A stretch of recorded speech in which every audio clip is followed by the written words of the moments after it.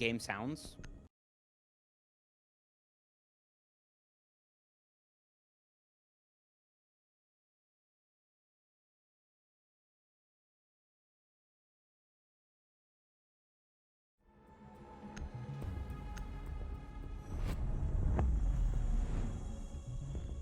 Back to series number 2 of week 5, season 5 of CR6. It's been a long evening. The evening's gonna get longer, but we're gonna dive straight into the band phase. It's gonna be Theme Park IQ, Zofia, Remove.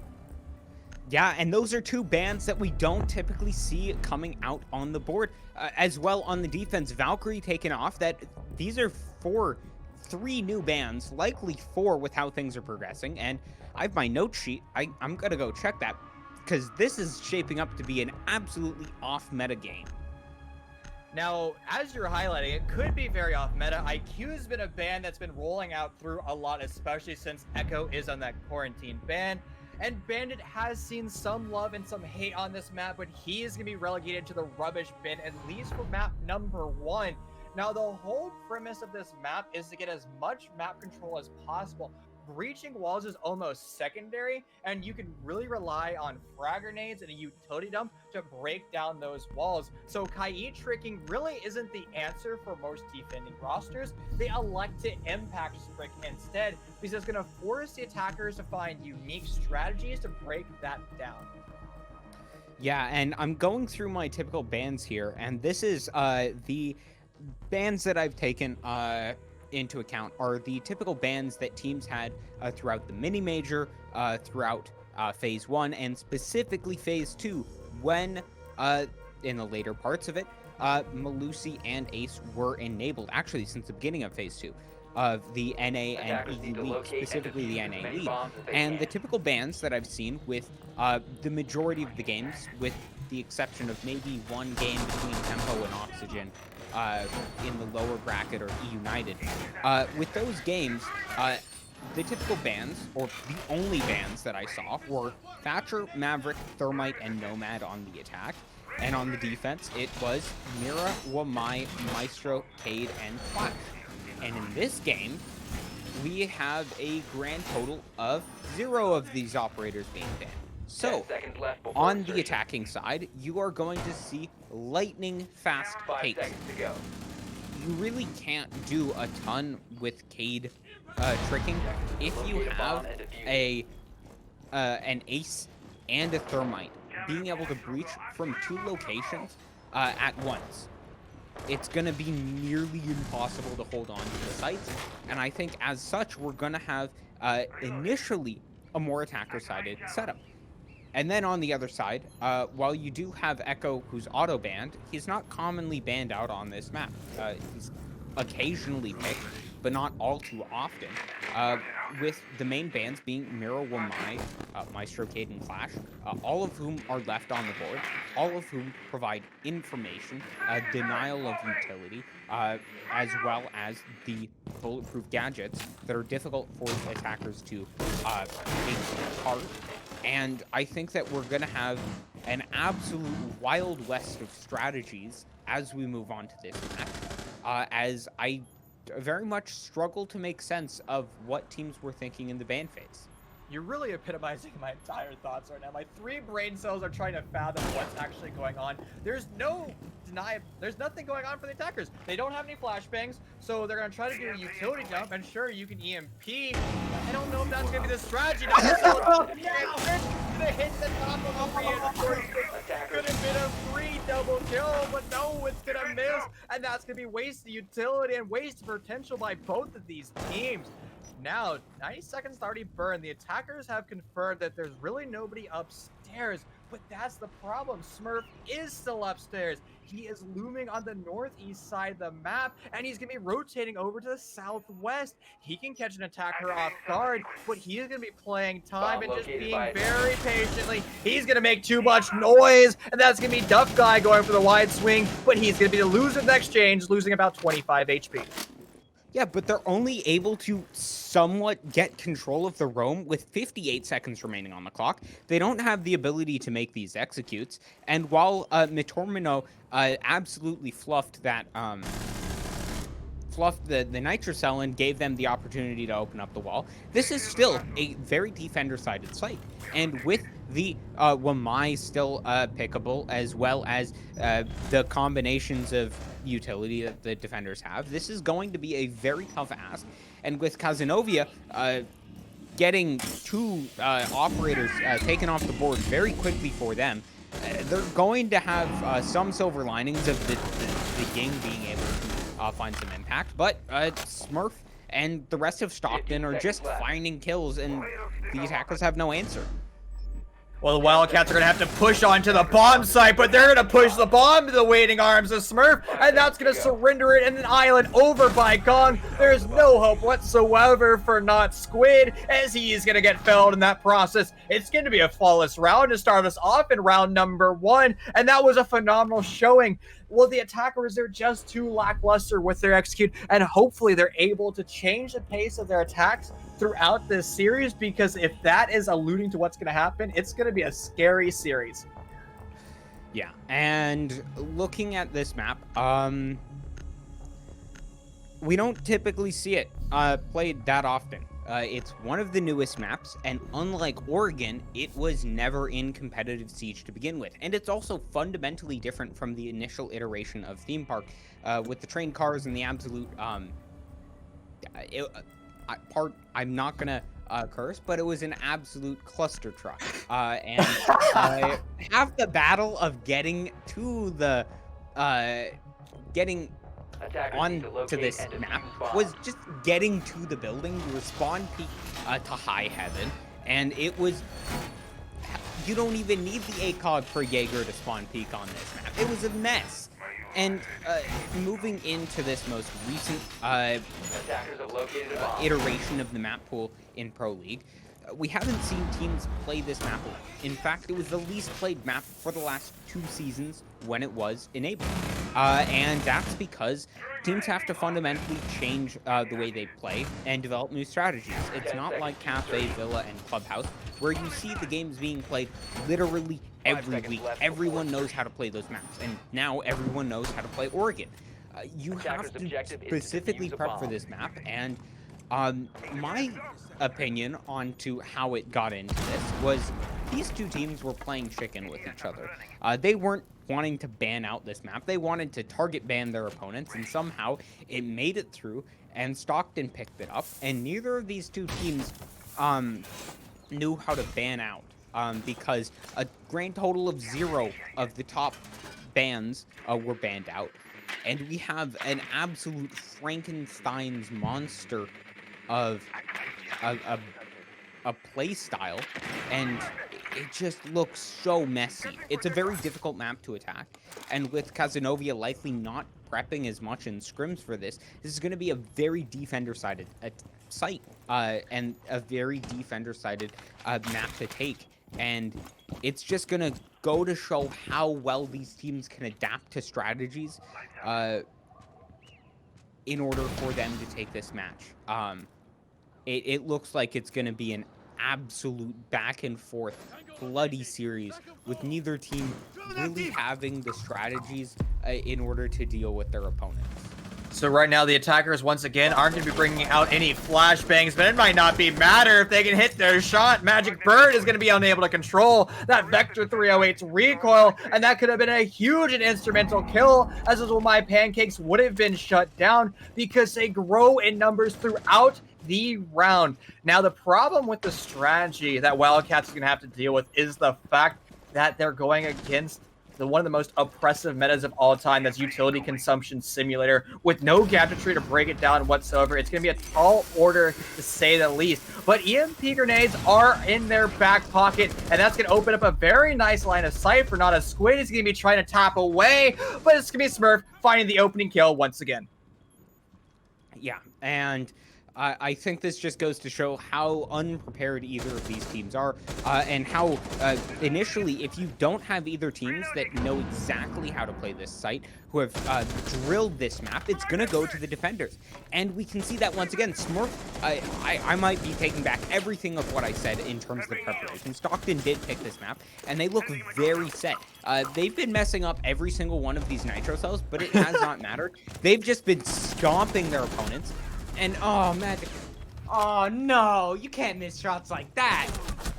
Well, it might be more shots being missed as Sir's gonna find a kill. A nitro cell's gonna be sent, but there's nobody in that zip code because not a squid's gonna be rotating away. He's gonna find himself in an awkward tandem gunfight. The crossfire, the wide swing comes out. It's gonna be Smurf getting another instrumental kill. He lights up round number 1. He lights up round number 2. He's gonna continue to go for blood, and the attackers are just far too slow. I love the strategy the defense was bringing out. It was really forcing the attackers to break down their utility, but that was the problem. They didn't have any gadgets to break down that utility. Yeah. I can start to understand why Stockton picked this map.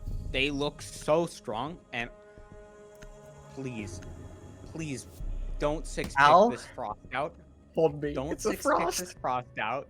Please let this happen. Oh my god! They're 6-picking to the mirror. It's a Frost! Okay, I'm not gonna panic. But the more and more I see of this map, the less and less I understand why Cazenovia didn't ban this out. They look lost.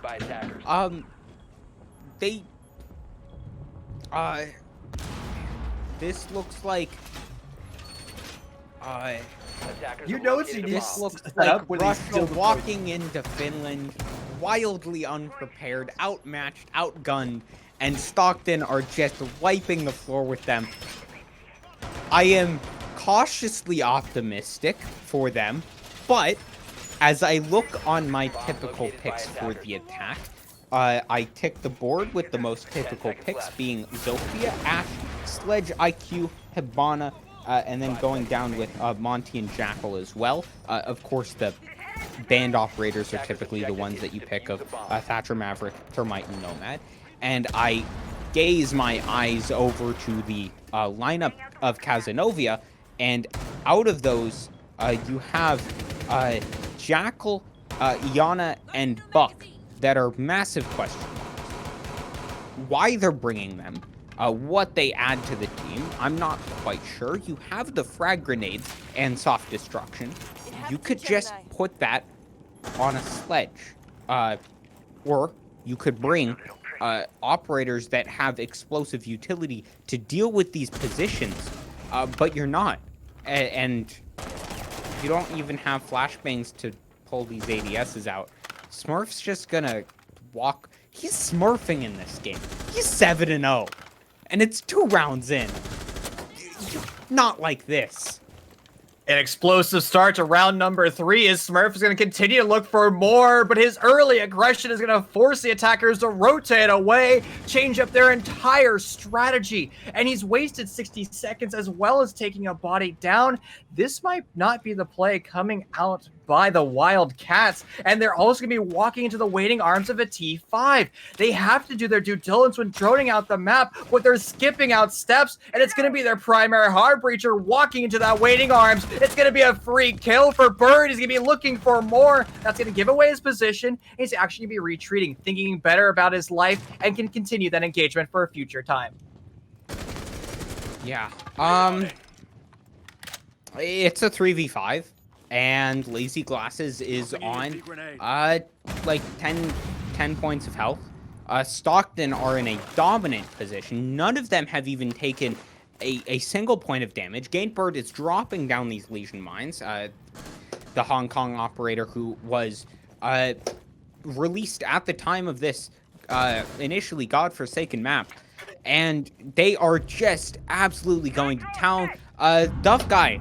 Able to find an initial frag, but this is a frag on the first floor, and surprise, surprise, but this map is not going to the other first floor bomb site of Lab. This is the second floor bomb site. And Cazenovia are not on the second floor. They don't have map control, and they're going to be walking into the waiting arms of Stockton.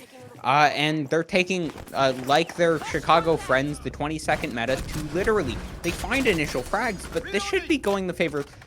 I'm caster cursing. How is Stockton losing this map?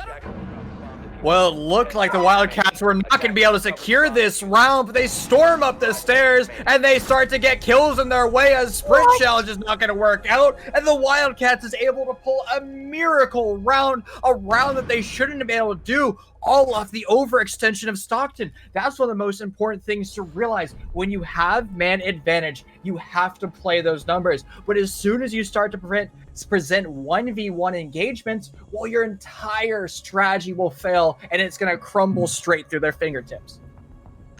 I am understanding this game less and less as it goes on.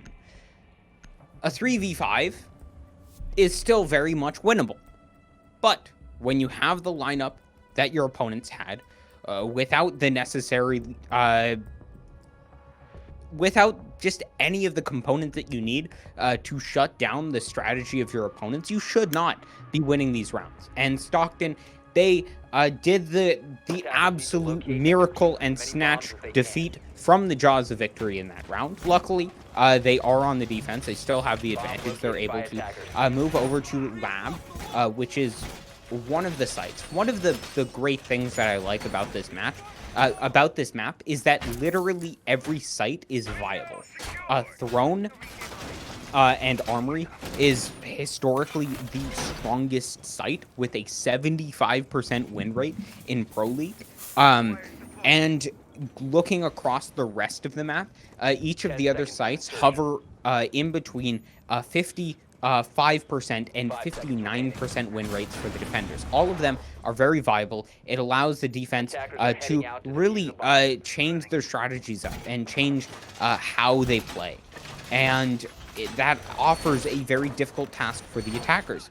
But while Cazenovia hit all their shots, Stockton, they overextended. They presented targets that they should not have presented. If it's 40 seconds remaining on the clock and your opponents are all on the first floor, you don't go down to the first floor to challenge them. You wait on the third floor, you set up those crossfires, and you don't give them 1v1 engagements. That's what we saw in the previous game, is that they just gave each other 1v1 engagements, and the best fragging team won. Stockton need to utilize the immense strategic potential that this map holds within it, with its massive, vast openings and different crossfire potentials, and they need to utilize that to their advantage instead of playing to the advantages of their opponents. Well, you're talking about playing into your opponents. The attackers are going to do their due diligence. They're not going to drone out the hole that the defenders set up. And it's now going to be the defenders' turn to set the course and set the pace of round number 4. The attackers, they need to clear top down, take control, and create a strategy to deal with this southern extension. And that is going to be true on this Mira. He is set up with a lot of utility, and it's now the attackers' turn to set the pace. They're going to start to fly through this east door. It's going to be utility dump for them, but they're just going to be knocking on that main door. They're not going to be rushing on through, and this is going to allow the defenders to start to look in that direction, set up their crossfires, and bait the attackers. And this would be a great movement if Stockton were defending Armory. But they're not. They're defending Labs. And Cazenovia are only now just barely getting control of Labs. And as I say that, Stockton just run in and start trying to fight them in Armory. You have the map control in your hands. You don't need to take control of this area. You need to just let your opponents come to you. But they're giving them their gunfights. They're giving them these opportunities, and they're winning them. So it doesn't really matter what I say. It's going to be a myriad of blue rolling through the kill feed as the entire attacking roster begins to fall and begins to crumble. It is now a 1v4 with 30 seconds left on the clock. It's going to be almost an impossible scenario. An MXDMR in hand. That might not be enough. Plenty of utility phone calls are going to go out. That's going to allow Magic Bird to hear where his assailants could be lurking. He's going to walk in, pistol at hand, and walk straight into Smurf. He's been unstoppable this series, and he's going to continue to light that scoreboard up. This has been an absolute bloodbath. When Stockton have been on point, they have been dominant, and Cazenovia just looked to stand absolutely no chance. That being said, Stockton, they're showing chinks in the armor. They're showing weaknesses. One of those aspects being their overextensions. They're giving up too many opportunities for the attackers in order to exploit them. They're not falling back onto site as you would like to see on, for example, a second floor hold on Cafe. You typically hold the third floor, but you don't want to die on the third floor. You contest your opponents while they're there, and then you fall back to site. Stockton don't quite have the fall back to site aspect. And Cazenovia can punish them for that. Like they did in the one round that they were able to win on that second floor. They punished Stockton for not falling back. However, Stockton are equally likely to give up those kills, as well as just slaughter Cazenovia in like a 2v5 off-site. And Cazenovia, they need to play more methodically. They need to hot drone themselves in, and they need to take these executes sooner into the round and really look to punish the overaggression of Stockton.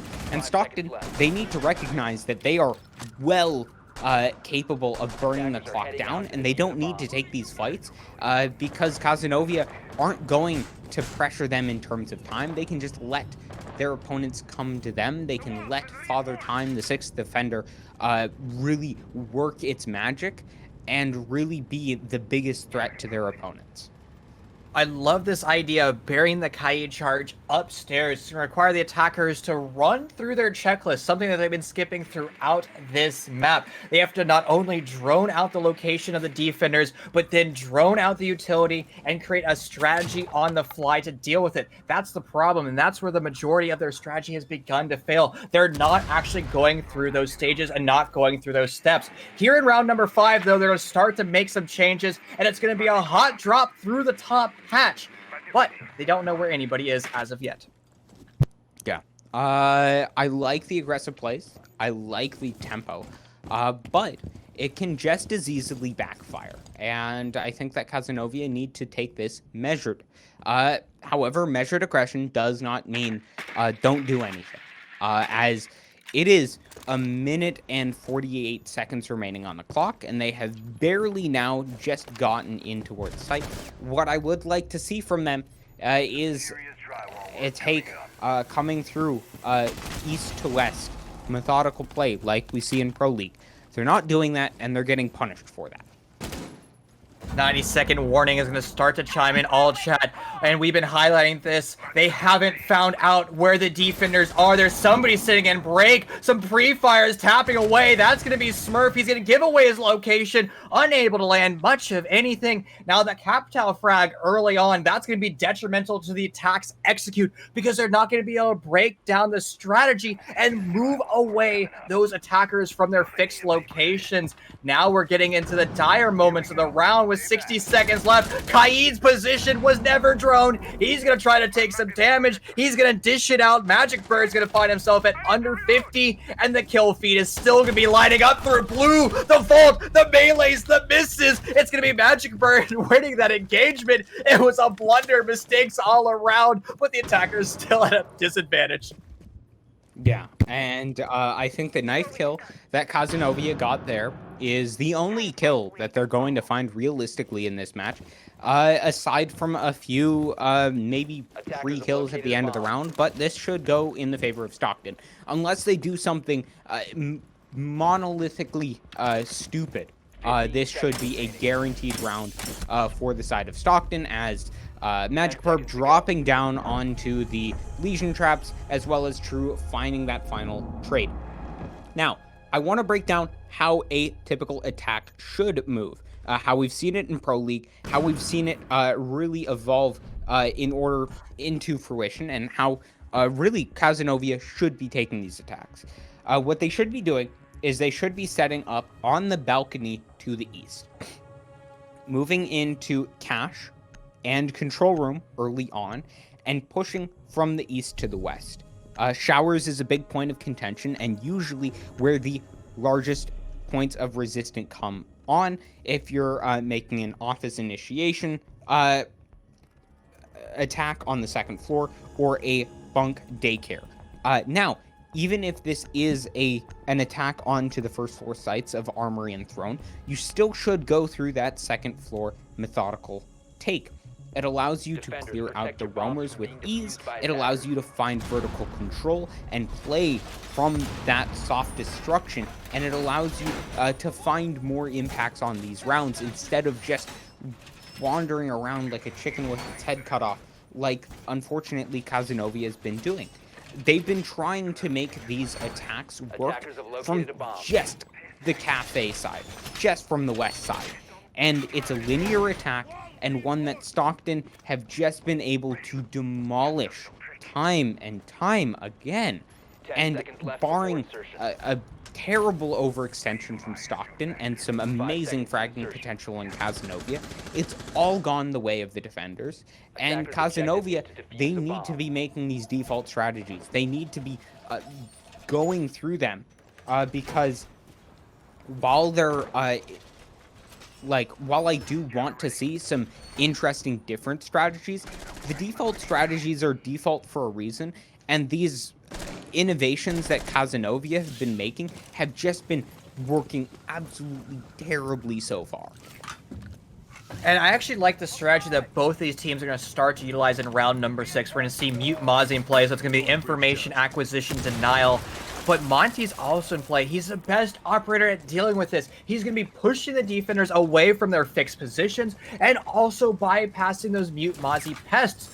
But this is curious. He's going to be electing to repel on the toilet's window. Now, Monty's an operator that is designed to be basically a wall. His name is Mountain after all. But sending him through toilets is a very risky strategy since his shield won't be fully extended. His knees and his hands will be exposed. Sir Headlight is waiting. He can hear there's a lot of players on his north window. He has an SMG-11 in hand. He's prepared to let it rip it go, but no, nobody's gonna be going there whatsoever, as they're gonna be rotating now back up to the top floor and to the ceiling.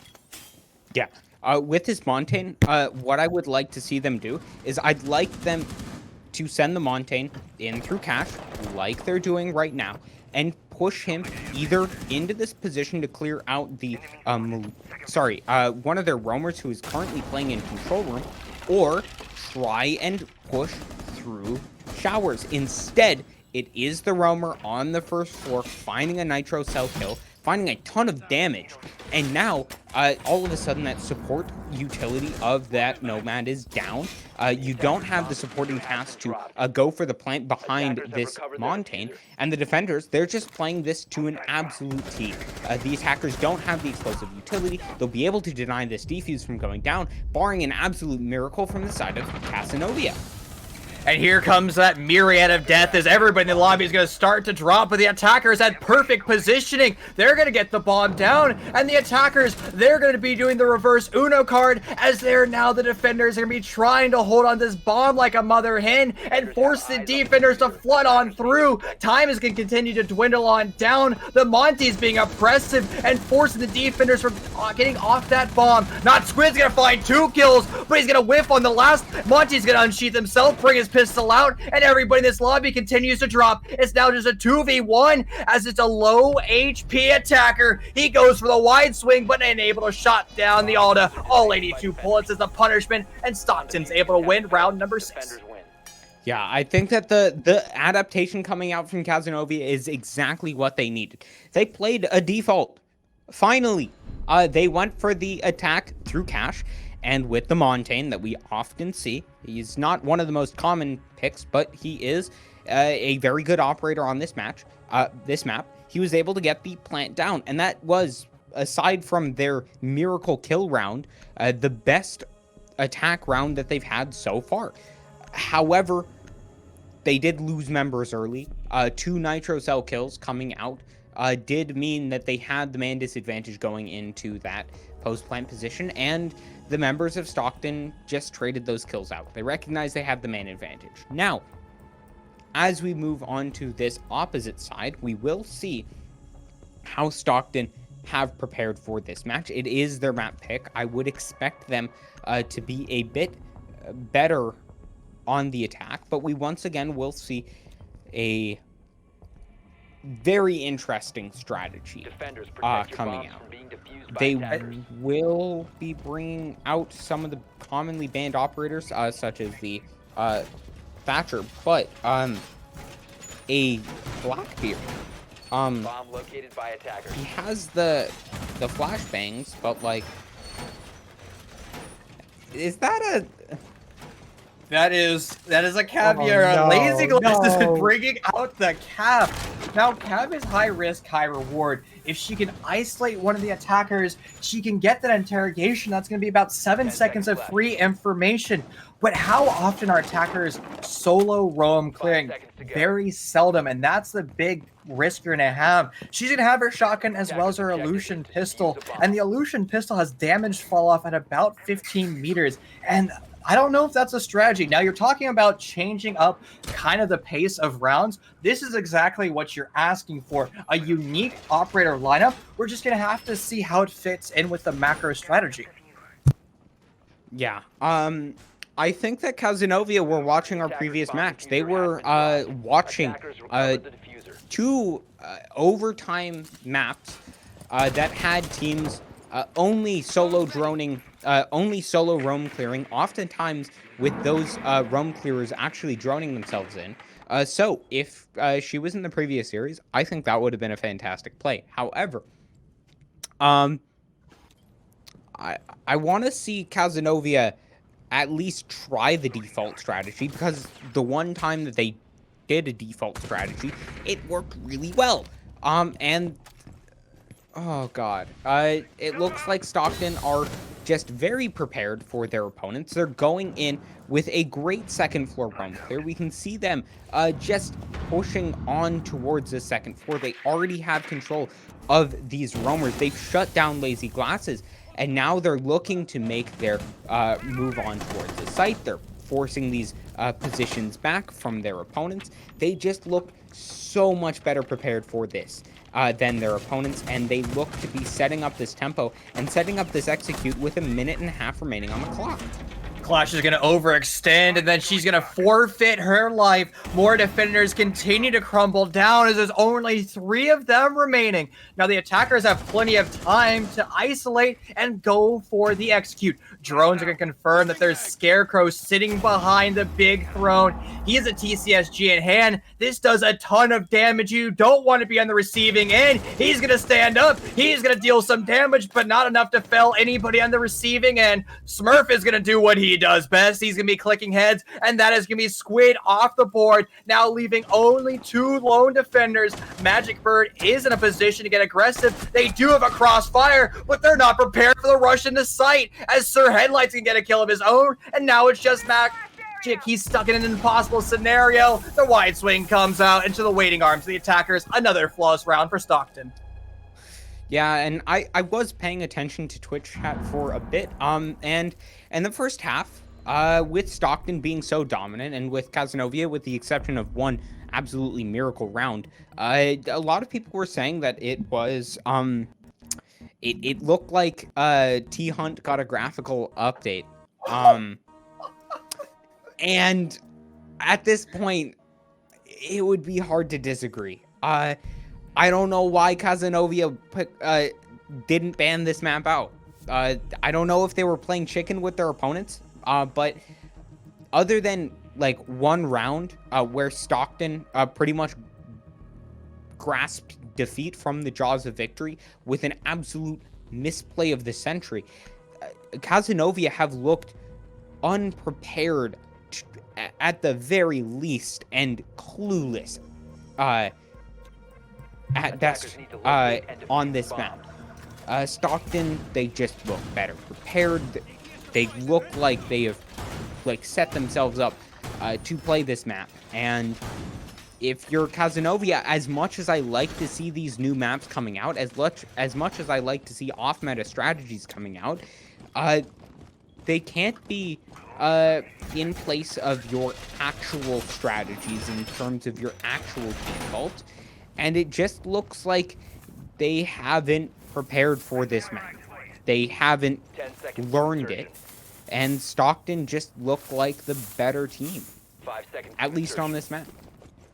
So one thing that's really important is to roam with a purpose. We saw Cazenovia in play. That's fine, but when you're playing Cav, you kind of have two options, and the latter is always going to be the better option. That is your stage roam, where you're going to be trying to snipe out drones, just overextend a little bit. How the attackers guarantee and know where you are, you fall back to the next stage, and then you repeat. You grab another drone. And then in stage 2, you in theory could stand your ground, try to get a kill, or you can rotate back. One of the most important things to realize is when you're doing a stage roam is you should never walk to that final stage, because the attackers will know the only option you have is getting aggressive. So that's why you try to get aggressive in those middle stages, because the attackers know that you can either rotate or get aggressive. And that or is the most important scenario when it comes to clearing out the map. Now, Stockton is doing a good job, but the Wildcats, they have all their utility, they have all their tools in their tool belt to start to make those adaptations. And even if they lose map number 1, well, they can come back, identify where they went wrong, and deliver a completely different map number 2. Yeah. I think that Cazenovia, they're going to have to look at this VOD back. They're going to have to watch what their opponents did, because Stockton just looks so prepared for this map. With the Thatcher not being banned out, you can see them. They are able to disable these utilities. They're able to drop themselves onto site, and they're able to get match control in a way that we don't typically see with these operators being banned out. They're able to get so much control, and Cazenovia are just forfeiting piece after piece after piece as they just look a bit perplexed as to what to do. I want to see this map of Oregon. I want to see Cazenovia on a map that they're comfortable with, because this is just not a good showing of what they're actually able to do. It looks less of a reflection of their skill and more of a reflection of a bit of lack of preparedness for this specific scenario. But that's the thing, the defenders can rise up, they can change it. It's just going to be on their IGL and their communication to do so. The attackers are in a decent position to go for the execute, but the defenders have to be very wary. There's vertical destruction, holes work both ways, and they're just going to be teasing death for the time being, as Smurf is going to be looking for more kills to try to rack up his tally. Now Clash is doing a phenomenal job. She's forcing the attackers away. It won't be an execute, as a Nitro Cell is going to find its target. That's going to be true removed. And this is the answer back that the Wildcats needed. They have the man advantage. They're going to be looking for more, but it's going to be Blackbeard shutting their hopes down, at least temporarily. Smurf's going to find another in this round. There's 15 seconds left. The defenders are going to hope that they can waste out time. They're going to have to walk into their barrels. Smurf's going to find another. The TCSG is going to attack it back. It's almost an impossible scenario. Back and forth. Everybody in this lobby is dropping, but the bomb isn't on the ground. This might be a win for the Wildcats, and it will be round number 8, a miracle fashion. Just holding on for dear life right here, and Cazenovia are able to win the round, but it is far too messy for my liking. It's a step. It's a very good step for them. But looking at this match, it just... I want to see default strategies, and as much as I like the interesting strats, default strategies are there for a reason. They are tried and tested. I like how the side of the Wildcats, they're using the Clash. Clash is one of the banned operators on this map, and she's banned for a reason, as well as the Mira. It's very difficult to play around a Mira if you don't usually play with her in your lineup. She fundamentally changes how you play on the defense and on the attacking side. She opens up lines of sight that you never play against without her. As well as the Clash. She's pretty much a walking drone and a massive wall that also shoots electricity. It's fundamentally different how you play against her. and it requires a lot of innovation for teams. And playing a clash in rank where you don't have the communication is a death sentence. You're never going to use it correctly. And I think that 5 goes to seconds left show before that insertion. Cazenovia, they have the team comms, they have the adaptation. They may not Attackers have must been locate prepared and for defuse this a map, bomb. but they look like a very solid team fundamentally. And even if they do lose this map, which with the massive disadvantage, I wouldn't be surprised if they do, they can keep their heads held high knowing that this is the map pick of their opponents, and they can move on to Oregon, their map pick, and I expect that they are going to have a much better showing. They're going to be able to show really what they're worth.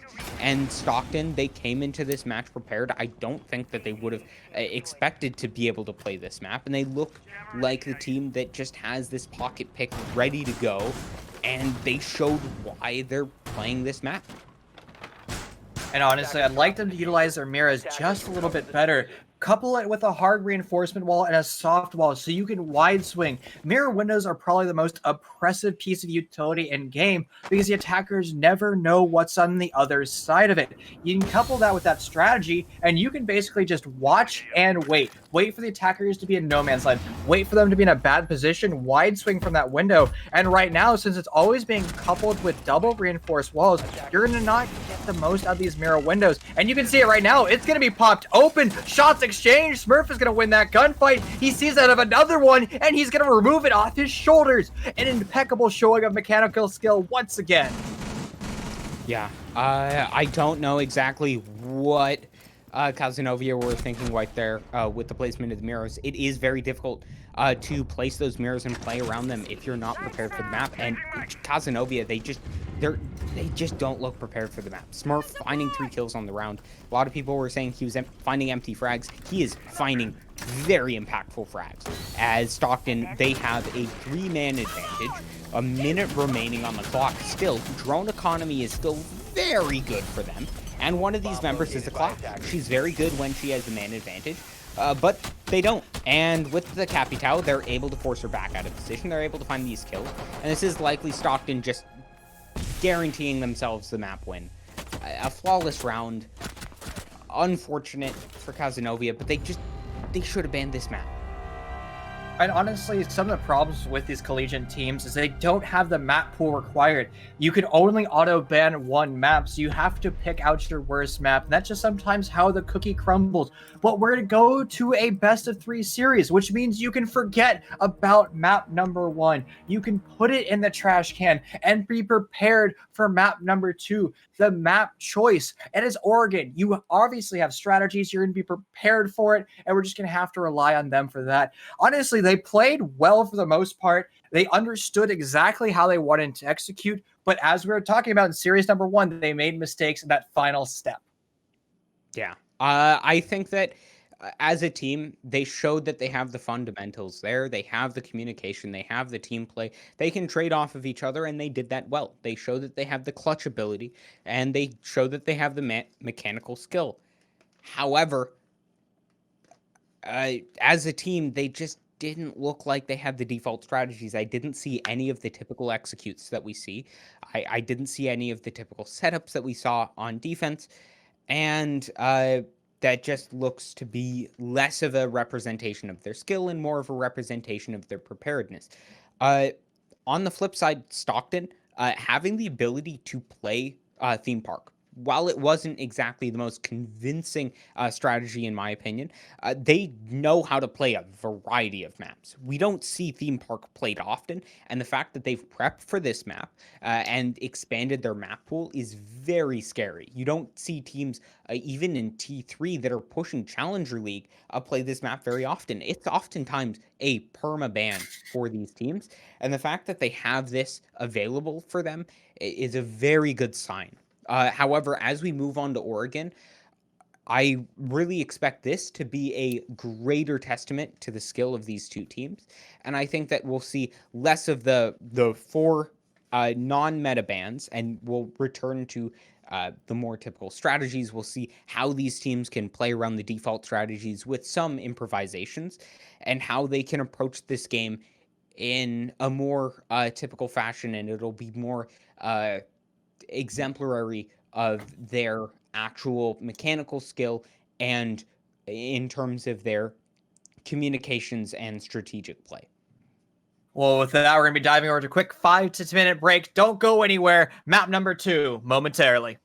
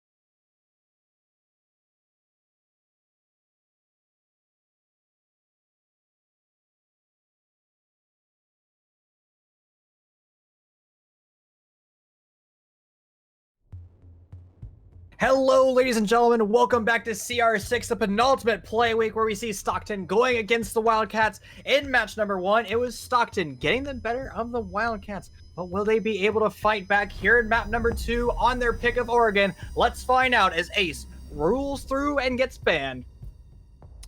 Yeah, and that's one of the more typical bans that we see coming out. Although we typically see Thermite banned out as well. Ace able to make that aggression on the attic position much more easily, allowing you to spread that information around. As we do see Glaz banned out, it is the rehost coming in, and we shifted over to that.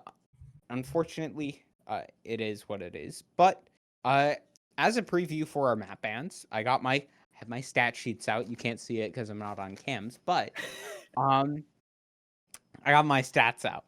And on the attacking side, this is going to be a very big surprise to the viewers. You guys need to stay in your seats because this may be surprising. The two most common bans on the attacking side are Thatcher and Maverick. I know, crazy. But the third ban being a Capital and the rest of them seen less than 5% of the time. The real variation comes into the bans on the defense side. Typically, you see Mira banned out. That's more of a T3 ban. It's not exactly the most common ban at the highest level of play. Those would go to Clash and Wamai, Cade being a close third, as well as Maestro and Echo being more common T3 bans as well. But with Echo banned out, and with these two teams having less of an idea of how to play around those Miras, as we saw in the previous game, I would expect the Clash and the Wamai to being banned out. They are so oppressive on that basement side as well as on the second floor. They just allow so much utility to be soaked up by the defense side. I think that it's going to show these teams in their best form, how they can adapt to the strategies proposed by their opponents, how they can adapt to the meta, how they're able to set themselves up. I think it'll be an amazing match, and I really hope that we'll be able to see these two teams duke it out in a more competitive fashion than we saw on the first map.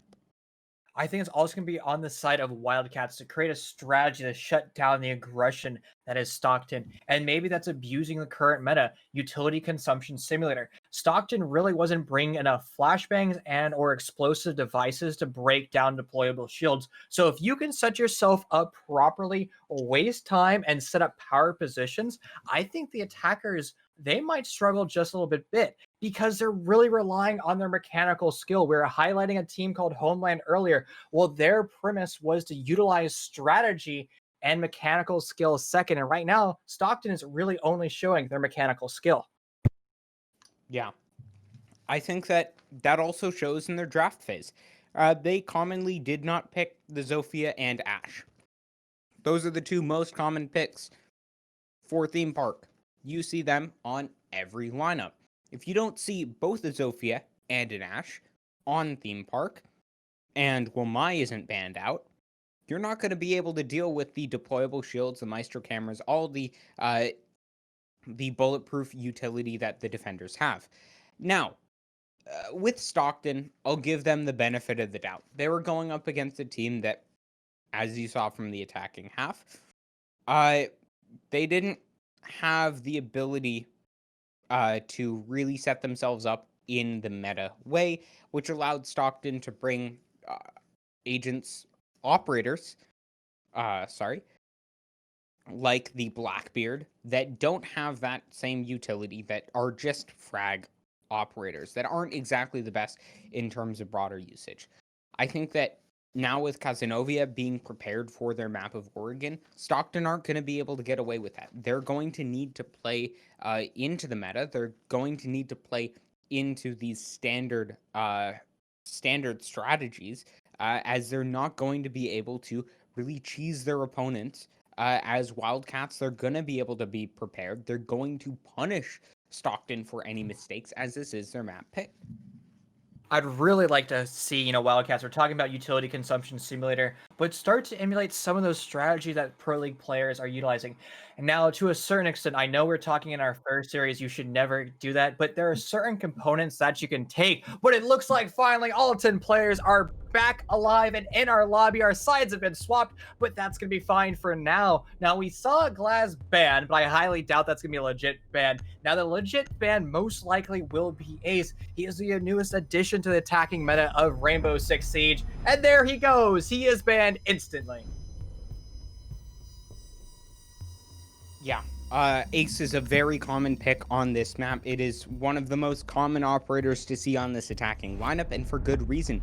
He allows you to really play around these attic and external walls very well.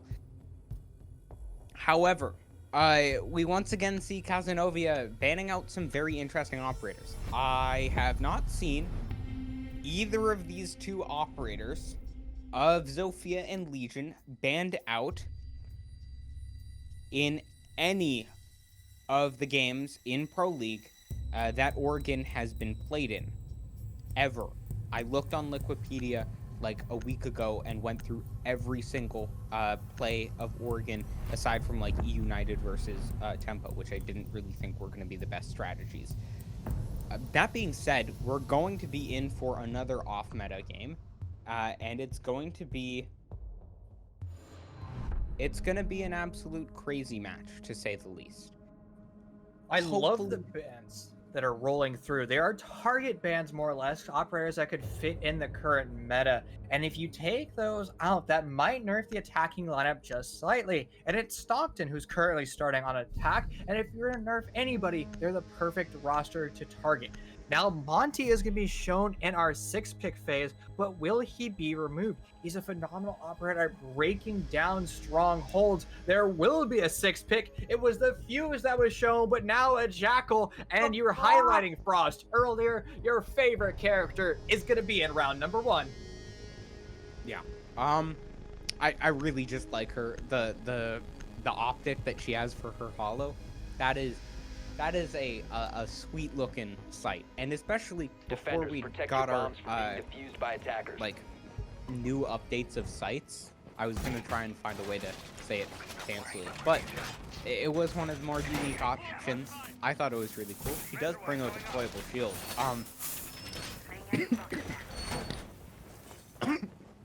Ooh, Oh I no, am my dying poor of Alice coughing. dying in the background. But I really, oh my god, I'm voice cracking now. It's all going downhill. This is how it all ends. But just like the Blackbeard on the attack, I really don't see how it actually works 5 seconds left. on the defense. You have to be like Attackers must not locate and looking defuse a bomb. at all at the ground or droning at all. Given it's an operator that you never see, and likely could pose some issues, especially with it being 6-picked over, but you've likely seen the fact that this is your 5th operator on the board with your drones in the pre-game phase. As we can see, some of them have been, none of them have actually been killed on the side of Cazenovia. That might be the silver lining, but I struggle to see what Stockton are doing with this, and why they didn't bring a Malusi, who is, in all honesty, infinitely more viable in terms of the current meta, has an incredibly powerful gadget, and would provide much more purpose than a Frost. Well, Bandit's in a very awkward position. He's going to go for the wide swing. Shots exchange. A little bit of damage is sent over Squid's way. That could have been an absolute free kill. He elected to not reload sooner, and that's going to cost him that. But he's going to be wasting time. He also has vertical holes. Holes work both ways. He has a nitro cell. He's not preparing it because Amonti's going to be forcing him away. He's going to be rotating through Zulu, but he's going to try to stand his ground. Lazy Glass is going to constantly force him back. There's the nitro cell, and there's the win. It's gonna hit the wall, but who needs explosive devices when Smurf can just wide swing and start the round off in perfect fashion, getting 2 critical kills. Your hard breach now removed. Smurf has been absolutely smurfing this game. He's just been finding every kill. And, man. on the defensive side, it's not like a game like CSGO or Valorant, Attackers where you drop can the just see, diffuser. okay, Smurf's on A, let's go B. Attackers recover He's the going to be diffuser. ever present, and he's going to be a massive challenge. And he finds a 3rd kill, and Monty, he's going to find a 4th kill. What is this man on? He is... I don't know what to do if you're Cazenovia. There's obviously strategies that you can improve, but this man is just on another level.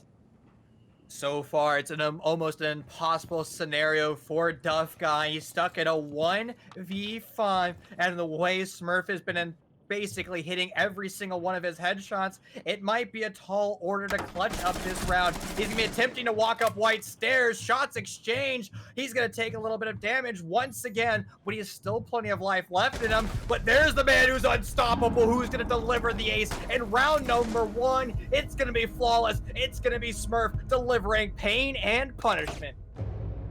Smurf did not take a single point of damage that entire round. He found every gunfight, and he found them in dominant fashion. That was ridiculous. That was inhuman, and I think that the Wildcats, they have more than just strategy to worry out for.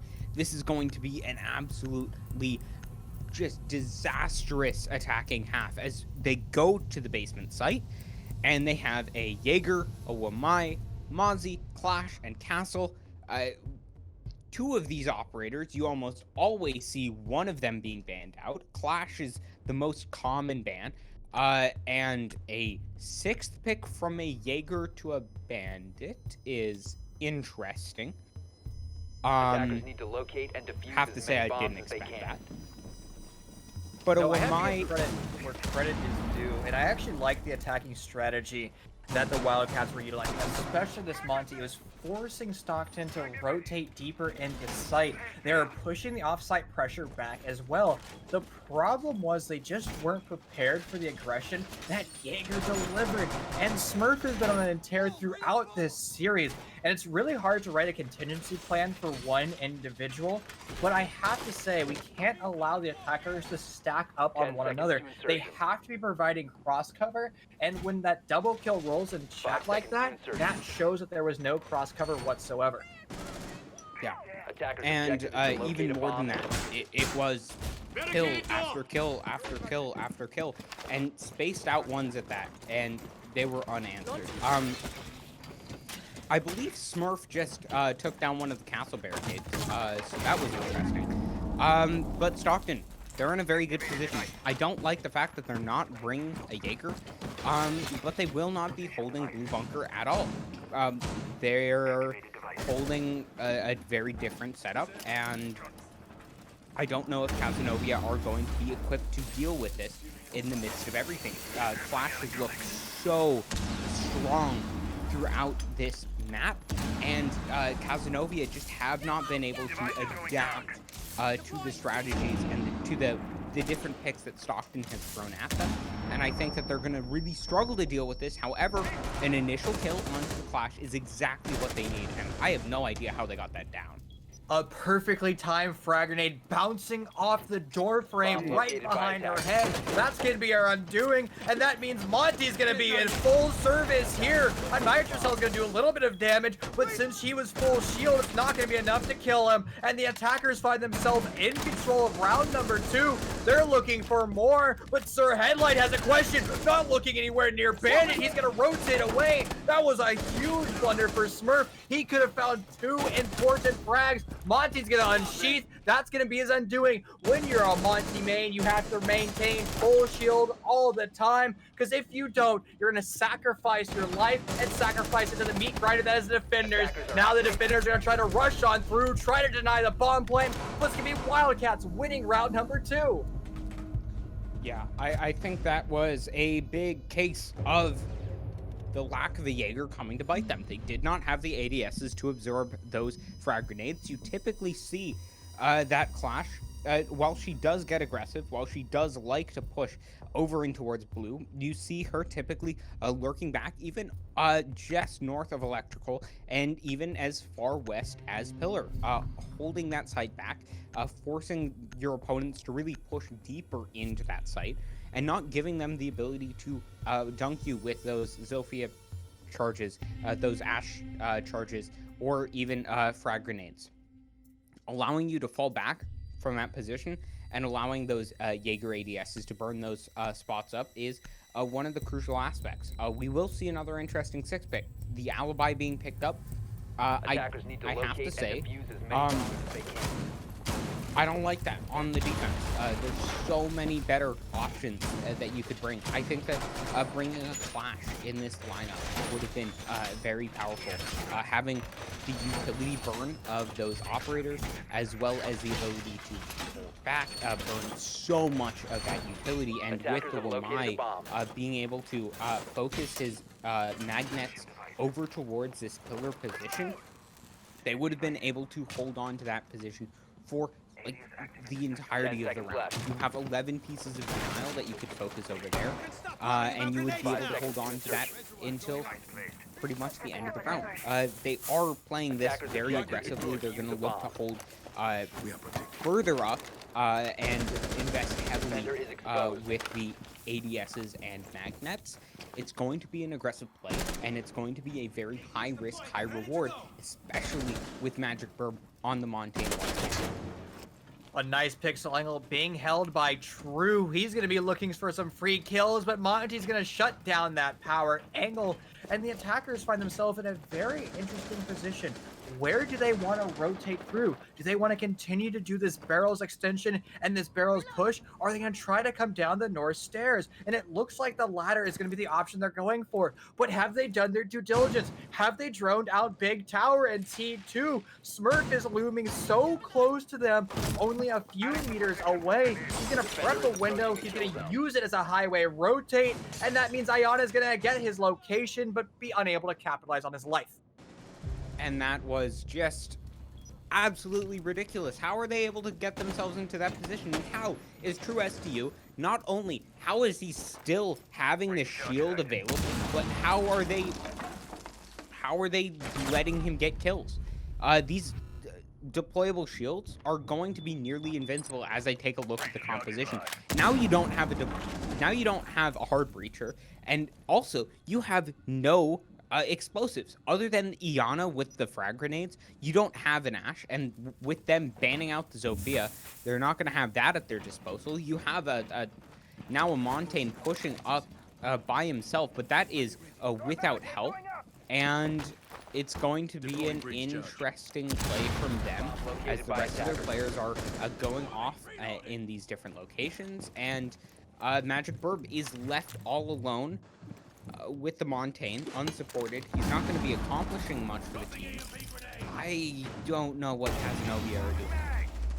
Well, they're going to have to deal with these castle barricades. That's going to be your first step. 2 castle barricades removed. Those are the frag grenades that you had to break down the bunkered position of the defenders, and that might hurt your attack in the long run. Alibi's position is known as those new yellow pings are going to be giving away her location, and the attackers are actually rotating down J Bunker as they're going to find a ton of kills this round. It's going to be answered back by Smurf as he's going to be finding 2 kills of his own. He might have to do a 4K in this round if he wants to be successful. But the fuser's been surrendered, and the attackers are going to have to flood through this bomb site and return over to J if they want to get that bomb down at all. The defenders know they have the utility. They know they have time on their side. It's just a matter of time. Ayana's going to try to self-drone, but there's so little time left in this round. It's crumbling through their fingertips. Smurf's going to find a 3rd. He's looking for 4, but the clock might shut him down. It's actually going to be the player in E-Box that cleans up round number 3. This round should have gone in favor of the Wildcats, but one big mistake cost them the entire round.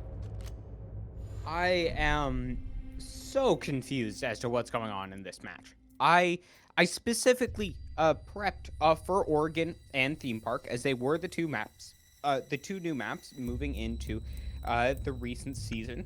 I watched a lot of VODs, and the more and more I venture into this best of 3 series, the less and less I understand about what's going on in terms of the strategies on these maps, because neither team are bringing out the common strategies. We saw True STU playing a very aggressive position. at the edge of bunker and external bunker. Typically, we see him Attackers need to play locate and a defuse shield as many bombs as in they the can. 90-degree position to the far south of the jet. And it's a much more defensible position. It forces the attackers to Attackers push have located further a bomb. into the site. Yet, Stockton were somehow able to hold that far up position for much later into the round. And even more than that, they hard reinforced the wall behind the Wamai. He had nowhere to retreat. And Cazenovia, despite the fact that he was trapped in that position and seconds to go. would have been able to just slowly walk over him 5 seconds with to that go. with the Montane. Attackers They are weren't heading able to out find to that defuse kill, the bomb. and somehow Stockton were able to get away with it. We move on to this site. Personally, it's one of my favorite sites because of the strategies you can bring out, but I'm not sure what we're going to see. It's a very interesting strategy coming out from both teams. Stockton, they've been playing very unorthodox, but it's been working out, so who am I to criticize? A unique hold coming out by the defenders. They're not going to be holding the second floor. They're going to also be reinforcing the main top hatch.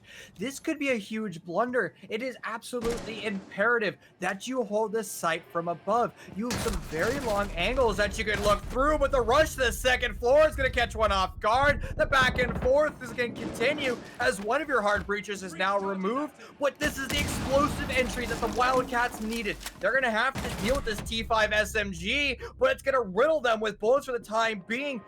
Wildcats, they look like they understand how to attack this map. It is a completely different showing than on Theme Park, but they're still making small mistakes. The most important mistake that they're skipping is the fact that they're not droning their teammates in, confirming the location of defenders and executing on them. They are showing signs of brilliance, and I hope they can continue with it without making mistakes. Yeah. Like we said in the previous match, the strategy, the fundamental aspects of each of these teams are there. We know that it's something that these teams have potential for. They're just not quite there yet. And TrueSPU getting aggressive with the Maestro on the roam is able to find kills. And man, I don't want to call a game before it's over. It's not over until the fat lady sings, but I can hear that opera singer in the distance, and it is not sounding too good for Cazenovia. And with Matorno able to... What the hell was that? Oh my god! Well, and oppression and sadness, that's what's happening. The T5 is going to find one through the wall. It's going to be a 4K for that, man. And then a phenomenal showing. And that's what I'm saying. Wildcats understand how they want to make these executes. They're playing it well, playing it so much better than map number 1. But the problem is they're not shutting down the aggression of Stockton. They're basically allowing Stockton to set the course and the pace of these rounds. Wildcats attempted to do that. I have to give them the credit. That rush in that top floor was brilliant, but if they facilitated it with more drones, it would have been a completely different round because the defenders truly weren't holding top floor. That was a mistake that the defensive made. The attackers were prepared for that, and then sadly they weren't prepared for the crossfires and the mechanical brilliance. Yeah, I think that the intention of taking the top floor was a good idea, but I don't think that the rush was the good Defenders, aspect. protect your I think bombs that they from should being have defused by played that attackers. methodically. They should have had 2 players sitting on drones, droning in 2 of those entry players. The Iana, use your gadget, use that drone to find information as your Ash pushes up, as well as maybe your Thatcher. Have those players or your Jackal play together, drone out those players, force them into uncomfortable positions. But Stockton, they've just been fragging out, and it has been 10 seconds remaining. so scary to go up against. And with that round, 5 seconds. with how dominant this match has been, the mental game has got to be getting weak for Attackers are moving out to Cazenovia. locate a bomb and defuse it. It's tough to say, but I really think Stockton have just looked so confident in these matches, and it has just been an absolute mountain to climb, and a mountain that keeps getting bigger and bigger for Cazenovia. But that's the thing, Stockton gets a little bit too aggressive. We saw that in map number 1. The moment they start to overextend, Smurf gets too confident, he gets shut down and shut down for free. Now the attackers have been released from their spawn. They will be doing their due diligence this round and confirming nobody is rotating and hiding near T3. They're sitting drones up there. Momentarily they're going to confirm that and then get control of Olive Tower. Here comes the rappel on in, and then one of the most important components of your checklist has been marked off, and now it's going to be the attacker's turn to open the north side of Attic, and then eventually rotate your primary hard breacher over to the south side of Games. Now, Duff Guy's in a very curious angle. He's looking for some free kills. Nobody presenting themselves as of yet, and a Claymore is going to go down to ensure nobody's going to get aggressive on his position. Yeah, but this is the issue. You have a clash. It doesn't matter if you get through this wall. You're going to run into another wall, a portable wall, and a wall with electricity. And while they were able to find an initial frag grenade dunking on their opponent, I think that they're going to really struggle to deal with this two-pronged pincer attack with Smurf, as well as Gamebird in this position. And in addition, Mitormio finding another kill on the other side, and Smurf finding another kill here. This is looking to be an absolute shutdown, lights-out performance from Stockton. Well, Magic Bird's going to answer that back. He's not going to give this round up as of yet. Tapping away a Smurf as it's going to be the QE spam. But an unfortunate rotate by the attackers is going to bury the diffuser outside on an island where they're going to have to go straight to the waiting arms of the defenders. That is a blunder. They're going to have to capitalize it on, somehow change it. Now, you do have smoke grenades in Magic Bird's back pocket, so you could rectify it in theory if you place those properly. Thermite's going to be rappelling on up and rappelling to his demise as it's going to be a free headshot once again. This, again, is something the attackers can overcome. They're just going to have to communicate and coordinate, push this perfectly.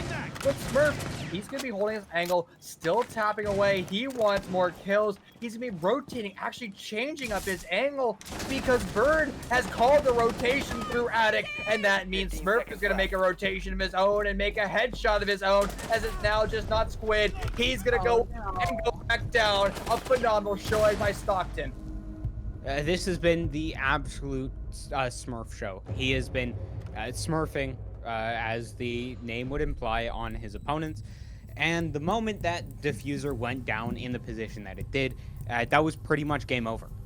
With the position that Jaeger has, he is only able to be peeked from someone who is already outside the window. And in the position that he's able to give himself, he's able to only expose himself to the very pixel in which the diffuser is showing. You would have to come up from the rappel and take the shot at him. And going on the rappel and making sure that you don't move yourself too far up and get up onto the roof and make sure that you can hit that shot against a Jaeger with the 416 carbine, who is just primed to just click your head.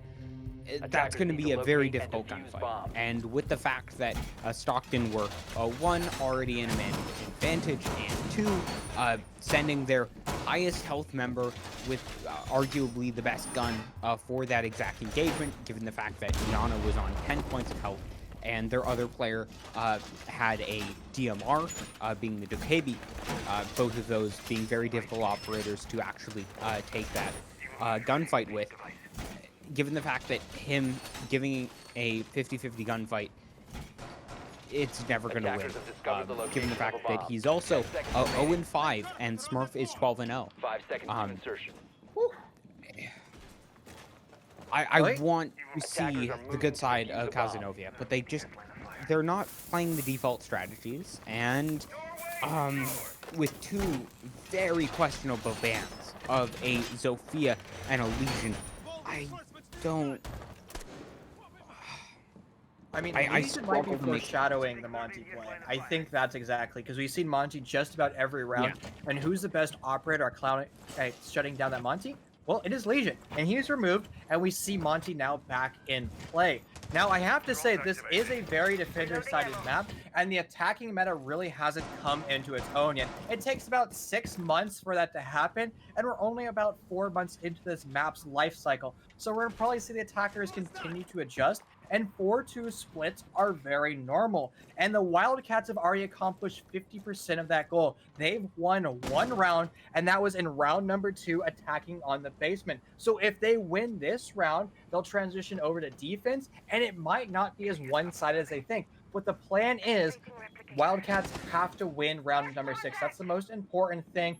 But maybe we're just seeing an enigma of a map where it's just hyper defender-sided. Yeah, I would have to say that we have the opportunity to see what we saw in the first series of 2 very defender-sided maps, and both teams trading off rounds back and forth. Or we can see a repeat of last match, and I think that we're going to see that as it's a minute and 20 seconds remaining on the clock. We see Stockton, they're holding on to this position so hard, and it's a minute on the clock, and Cazenovia haven't even gotten control of freezers. This is a position that you typically take with maybe 2 minutes remaining on the clock, maybe a minute and 50 seconds. And Stockton, they just look so comfortable dealing with this. They look so solid. The M870 coming out on Truce 2, scary.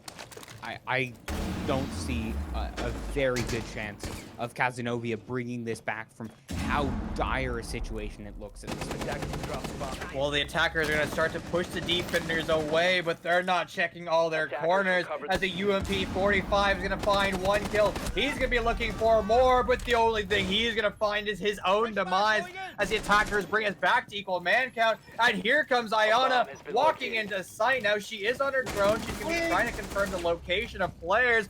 But they've actually taken the entire control of the south side of the bomb site. This might be a huge blunder by the defense, but they're going to start to answer back as the shotgun's going to rain on through, pistols in hand. It was a strong showing by the Wildcats, but shut down, lulled into a false sense of security as Stockton wins round number 6. Yeah, with how that round went, Cazenovia, they have to go back to the drawing boards. They have to watch their default strategies, and they really just have to, like, figure out what went wrong. They don't have the explosive utility to deal with these castle barricades. And they're shooting themselves in the foot by banning out the Zofia. They don't have the ability to take those castle barricades out quickly. That costs them maybe a minute of time fiddling around trying to get the melee hits. And during that time, Scarecrow was able to find shots onto the feet with the UMP, which chunks away at health, finding roughly 100 damage split between 2 players. And given the fact that they were only able to take control of Freezer with a minute and 30 seconds remaining on the clock, and they had absolutely no control of blue or of storage, it was a one-pronged attack, and they sent a Hail Mary in through storage late into the round with Iana and Jackal, who were able to find 2 kills. But that's too little, too late. That's a day late and $1 short. And Stockton, once again, find a 5-1 split on the half. And I have to say, this map, as far as my research has shown, it typically goes 3-3. It is a new map, but it's Oregon. We've seen it before. It's not crazy different than its first iteration. And attackers are moving out to locate a bomb and defuse it. Struggle to see a world in which Cazenovia is able to bring this back. I hope I caster curse this and we get to see them put up a much more competitive map, but I really don't see this happening with how they've played so far. Now, I will say it's statistically a higher % win rate if you start on attack. And well, the Wildcats did start this map on attack, which means compared to their counterparts in Stockton, in theory, they have a better chance of winning. They're just going to have to hone in on their defensive strategy. And it's going to be a Mute Mozzie combination, which is something that's kind of fallen out of the meta for utility consumption. But this is going to shut down the majority of the attacker's drones, especially on this roam clear. But it's going to be a Ying running out, and this is going to try to clear out the east side of the map. Now, not Squid is going to hear that. He's going to hightail it out there and start to put reinforcements up. This could be a little bit too late, but no pre-fires to answer back by Stockton, and 60 seconds wasted for free by the defense. This is a strong start to the round. Yeah, I also have to say that I am very skeptical of the strategies that Stockton are bringing out on the attack. I like them. I like the Maverick. I think that's a great play. Gainbird on the Blackbeard. I don't. He's using the DMR. That is interesting. As well as the Capitao. Typically we see that. It's common. I like that. I like the gridlock. I think that they should be bringing in the Thatcher and the Thermite. I think that would do them a lot more good. I think that they would be able to open up these walls quicker. And while the Maverick is able to open up Kate-tricked walls, you're not going to run into Kate tricks. You're going to run into Kate's set and forget. And Stockton are just running into everything. As Cazenovia are finding kills, they're finding nitro cells, and they're just demolishing this very questionable setup for the opponent. Well, pre-fires through the smoke is going to try to find more targets. There's a player down, but finished off by a nitro cell. You're highlighting the rush strategy for Stockton. It's not going to work out well. Lazy Glass is going to be trying to flank around once again, trying to get more kill. But finally, the Blackbeard is going to find a stop to the shut down by the Wildcats. What? 20 seconds left in the round. The attacker is not looking very strong. They're going to have to synergize and push together. Blackbeard Shield's going to save his life. The P10 Rony's going to run out of ammo and forcing into the 9mm pistol. And now just Sir Headlights stuck in an impossible, unwinnable situation. It's going to be Duck Guy cleaning it up. This is the answer back we're highlighting. We said this map was defender-sided. Well, here we go. Wildcats are going to be back in this series. I am absolutely shocked. I don't know what Stockton were thinking with that attack. I like the off-meta plays that we've seen, but I don't know why you bring a Blackbeard and Ying to that. I don't know what you bring to that situation. I don't know why that happens. The Blackbeard not able to find the frags. That is a crucial operator. If you bring a Blackbeard, he has to find kills because he doesn't provide anything really for the team other than that. If you're not going to bring a Blackbeard, if you're not going to play that operator, then play, well, Zophia's banned out, but play an Ashe. She has the explosive utility that's able to force Defenders, those, protect your bombs from being defused by able attackers. to force the Malusi gadgets out of the way. If you're not playing that, play Twitch. Her F2 is a good weapon, and you can use them to remove those mirror black mirrors. Play other operators. Play a Thatcher Attackers who's not have banned out discovered the location of a surprisingly bomb. on this map. Who is very good at disabling the intel denial that your opponents are bringing. Who's able to 10 seconds left. allow you to bypass hard breach denial with the fact that Scarecrow 5 seconds to isn't go. playing for tape tricks. He's setting them, he's Attackers are forgetting them, moving to defuse the bomb. and that's typical to see when you don't have a Thatcher being banned. But Thatcher isn't banned. And I'm really struggling to see what either team are doing for their strategies.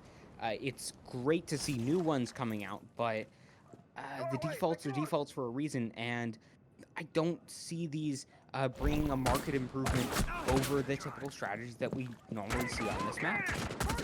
Duff Guy's gonna make a bad rotation. He's gonna cost himself not his life, but a lot of HP. Smurf is gonna run on through, but he's gonna be the real loser in that exchange, losing the majority of his health, just 10 HP left. Any amount of damage will put him down, put him out, or in the grave. Once again, Mute Mozzie meta will be in full force, and this is going to be sniping away the attacker drones for free. They have to be very cautious clearing out this map because they can't lose more drones than they already have.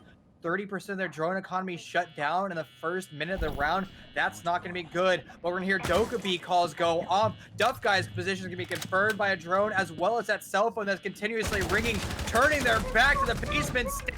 Damage being dealt with a 180. Quick snipe coming through as the SR-25 is going to find a perfect one-tap headshot. This was looking like a strong round once again for the Wildcats, but shut down by Blackbeard.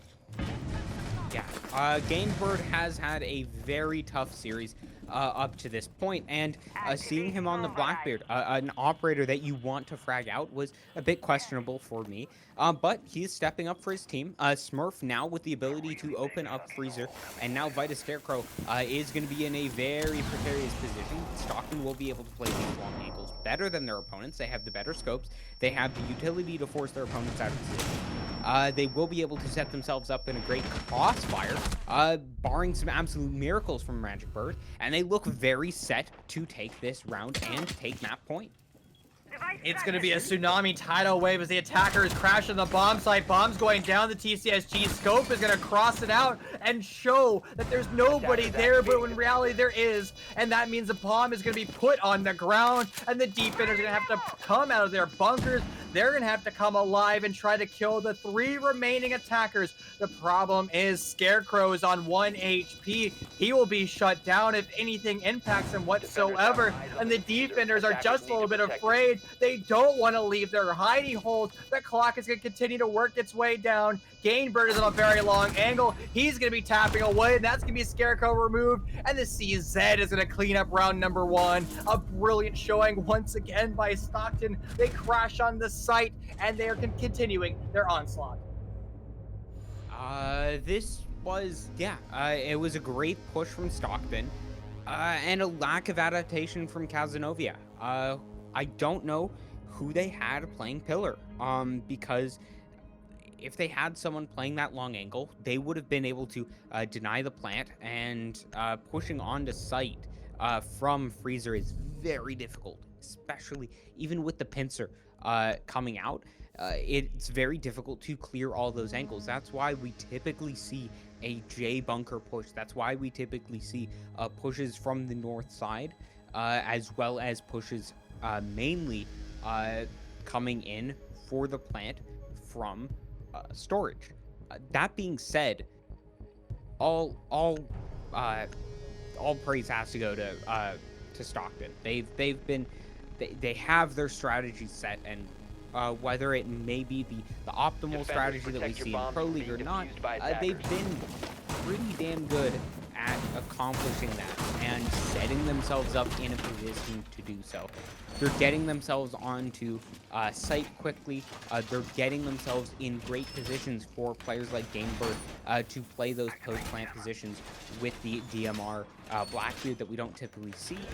He's using the advantages that they have. Stockton are using the advantages that they have in their favor, and they're playing their style, which is great to see. I absolutely agree. When you're on attack, it is imperative that you set the course, set the pace of the round. Stockton is doing exactly that. Now we're going to see a few Kaid charges put to the east side of the map. Now, where will the attackers elect to push through? They did a Freezer execute, which is a very high-risk, high-reward strategy. And if the defenders are able to hold their fatal funnels, well, the attackers are basically just going to be walking straight into the Alta and walking straight into the graves. That wasn't the case in the previous round, so we're going to have to see if the attackers are understanding where this execute is coming from. Our first Cali Lance will be going off. That is going to be on one of the top hatches, but I don't believe there's any utility there whatsoever. It's kind of hard to tell. No, it wasn't. I'm actually not sure why they elected to utilize it on this hatch. Actually, they used 2 on this hatch. A perplexing strategy. Obviously, the IGL saw something that was in play, but the Kaid charges aren't even where near that hatch. Yeah, I would bring out a silver lining, but there is none. It's an actual cloud, and a very dark one at that. That has no silver lining. Stockton wasted A bomb has two been of their located. crucial pieces of utility for absolutely nothing. I think that they need to be finding map control. They're not doing anything with it, and they need to step up this tempo. They're finding one of those tempos, and that's good. But I think that if they wanted to find freezer control, they should have done it earlier into the round.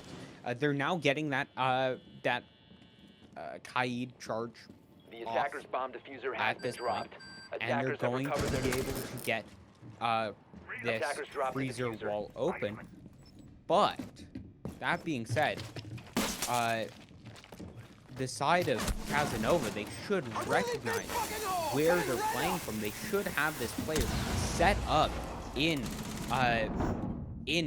pillar. They should have that crossfire enabled, and they shouldn't allow Stockton to get an easy plant this time around, as they now take out the Blackbeard of Game, who is such an influential figure in the previous round. Well, the defenders are going to be holding long angles, especially with that TCSG with the 2 times. Magic is going to find a nice flank headshot, and the attacker's very linear strategy is going to start to shut them down and force more bodies into the grave. Magic's on a 3K. He's going to go for the 4. A little bit of damage dealt, but not enough to kill off that player, as Lazy Glass is going to find the kill. No ways for Magic. Is he now on his back? Down but not out. Down indeed. The Pocket F2 is going to finish him off. And a long-range SMG 11 killed a boot. Phenomenal showing once again by Wildcat. When they're allowed to set up their strategies work. Yeah. The more and more that I watch either of these teams, and Stockton on the attack included, the less and less I understand. A great adaptation from the Wildcats. Exactly what they needed. They had their castle playing on pillar, who had the crossfires enabled. They didn't allow anyone to push onto site. Gained dying first on the Blackbeard. If you die on the Blackbeard, your gadget provides literally no utility for the rest of your team, and even if he's still alive, unless you're getting kills, unless you're finding damage, your gadget does not provide any help to the rest of your team. And they were able to exploit that. They were able to shut that player down first. They were then able to get the crossfires, and no matter what Stockton did from that point forward, Attackers they need to were not locate getting and on the defuse site. as many bombs as they Now, can. though, we do move back onto the second floor, and it is going to be a very tough position for the side of Cazenovia to be in. They won one of the rounds. It's going to be a difficult position. They're going to need to set themselves up in a better position. And I think that the attacking lineup that Stockton has this time around is much better. I still don't understand the Blackbeard. It's very hot and cold, especially with how Gainbird is playing right now. But I think that True 10 seconds being to go. on the Thatcher and Smurf being on that Thermite do factor in seconds much remaining. better to this map. They will be able to open up the closet Attackers must wall locate and in defuse a towards bomb. games to open up that post-plant position. They'll be able to open up the wall in towards attic much quicker. And with Vita Scarecrow not playing in a position to trick either of these sides with the Cade charge, they will be able to get control of these parts of the map with relative ease, and they'll be able to hold on to these sites, hold on to this map control with minimal utility investment, and they'll be able to do that very early into these rounds. Now the attackers can do a very traditional execute coming from the north all the way to the south. Now the defenders aren't electing to do utility consumption simulator, but they have to deal with mirror windows as well as these frosts. Now frost can be utilized as a pocket strategy. But the thing is, and something that you mentioned early on when we started map Bomb number located 2, by when attackers. you're dropping down from that ledge, you tend to not look at your feet. You're looking at the primary threat, which is going to be this mirror window. So how will the attackers actually break down this mirror window? Well, they don't have any hard breaches at range. Ace was one of the bans, and X Kairos aren't being utilized. So which basically means this power position is going to exist for the remainder of the round, or if the attackers elect to flame it away with those Captos. That is a strategy they can utilize, but they have to rotate Cap over to big window ASAP. Yeah. And they aren't making use of this lack of denial from their opponents, as they are going to struggle to get these positions opened up in time. It is only a minute remaining on the clock. They should have been able to get these walls open by around the 2-minute mark, but sooner rather than later. Better late than never, however. As once again, Smurf has just been stepping up for his team, 14-4. Absolutely ridiculous performance. He has not had the greatest track record on this Thermite, as opposed to his ludicrous performance on the defense with the Jaeger. But they once again do get the map and man advantage, and they will be in a very good point as they currently are on map at series point. Multiple angle repels as the lobby of Wildcats begins to crumble. Only 2 of their members left alive and standing. They're gonna have to deal with this Blackbeard, who still has a utility. Our Nitro Cell's gonna be sent out, but it's not anywhere near the zip code of the bomb where it's going down. We're actually gonna see Captel get off that. He heard what he was afraid. Duff is gonna get one of the best shots in the entire series, but then answered back by Stockton's 2 kills. That's gonna be round number 10 wrapped up. That's going to be this series wrapped up. Phenomenal showing by both of these teams, but it's going to be the Wildcats going home today. Yeah, that was an excellent series from the side of Stockton. I think that more than anything, they showed the fact that they have mechanical skill. Both these teams have mechanical skill, but Smurf, he hard carried both of these maps with absolutely ridiculous, ludicrous score lines. That is got to be one of the craziest 2 maps that I've seen, and in dominant fashion. Cazenovia,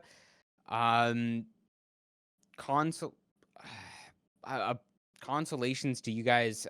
They played their hearts out, but they need to set up their strategies better, because that was not it. And again, every team will make mistakes, and maybe this is Wildcats' off day. Sometimes you woke up on the wrong side of the bed. Sometimes you may have the best strategies in the world. You just can't execute them because you are lacking communication or coordination. Wildcats is a better team than what they showed today in week number 5. And when we go over to our final week of regular season, I think you should still watch for Wildcats. You should still root for Wildcats because they have a lot more potential than what happened in this series. Now, sometimes you just win your gunfights. And we saw Smurf winning the majority of his gunfights, not necessarily because he was mechanically better, but because the attackers were skipping stages. Yeah. And I think that will come to bear for Stockton. I think that Smurf is an absolutely ridiculously good player. He is incredibly good. And I'm getting word from my producer that we, in fact, are having the man, the myth, the legend himself, Smurf, coming in for the interview. So we'll have that coming up right for you. But yeah, unfortunate performance. This is actually the last week, so unfortunately, for Cazenovia, they will, for them, fortunately, have time to sit back, relax, figure out what they need to do, and come back better prepared, as we have our interviewee here in the server with us. How are you doing tonight? I'm doing great. I'm feeling great. I'm feeling alive, Phenomenal man. showing. Thank you. And you should be feeling great after that. So I have to know, what was your strategy to lead to Smurf getting so many kills? Was it just micro positioning? Were you doing VOD reviews to understand that they're making mistakes and holes in their attack? What led to that onslaught? So Honestly, I have to give it up for my team. Like, we have 3 supports, and then me and True, who are, like, telling them every little thing to do, and I'm, like, so glad to have them on the team because like, they listen, you know what I mean? Yep. And, like, that's probably one of the biggest parts of Siege is communication between each other, and just them being able to communicate to everybody where the enemies are and where we're sitting really helped, and, like, I was able to like, strategize real quick and maneuver to be able to take out my opponents, like, very quickly in that sense. So I'm very thankful for them. So why the role change from running like primary entry with Ash over to Thermite? What was the idea behind that? Um, so that was a little bit of an accident. But I, so I'm very decent with Maverick. I have around 100 hours in Maverick alone. He is my main, and I saw that, um, I was probably one of the only people who could Maverick trick, and since the, I believe the Thatcher ban was out, we had to bring no, Thatcher ban was not out. We had to bring something that had the capabilities of just dodging um, the bandits and the Kais and stuff, so I always choose Maverick. And since I chose Maverick, I was then put on hard breach duty because I needed to do those quick plays of thermiting the one wall, jumping out, and rotating back around to thermite the other wall. Because since we didn't have Ace at our disposal. I love that. Now, we saw both rosters utilizing Frost. So what was the strategy behind that? It's more of like a sudden play, because not a lot of people are gonna be like, okay, they brought Frost every single round. We're just gonna look down and shoot them. But like, if you go 3 rounds straight with around the same roster, like a Castle, a Jaeger, a Wamai, a Bandit, and like a Mute, and then you quickly switch it up to like a Frost, they're not gonna expect it, and that can be like a huge game changer for just the initial pick, and just having that sudden factor of I gotta look out my window, then we can have a quick little like shooting fest, and they're gonna have to look down to make sure that they're not dead immediately. So that's just a quick and easy way to get the enemies off guard. Well, to wrap things up, please shout out your university, shout out your support staff, give love to everybody who needs love. I just want to thank Stockton University, obviously, because that's the college I go to, and then I want to thank True for starting this team and just building it up from scratch, like with barely like anything to help him. I want to thank Headlight. I want to thank Gained, and I want to thank Matornamo for being probably some of the best teammates and being willing to listen and learn as they're progressing in the game, because this is probably some of their first comp experience. And just thank you to everybody who watched tonight, because this was a great match. My friend, it's been an absolute pleasure, but I have good news for you. This win today is going to deliver you into open playoffs. So, congrats for that. We will be seeing you in postseason. But, ladies and gentlemen, that will do it for us here in CR6. Thank you for tuning in. We have more postseason games for you, but that's going to be happening in the following weeks. Until then, stay safe, stay well, and we'll be back with you momentarily.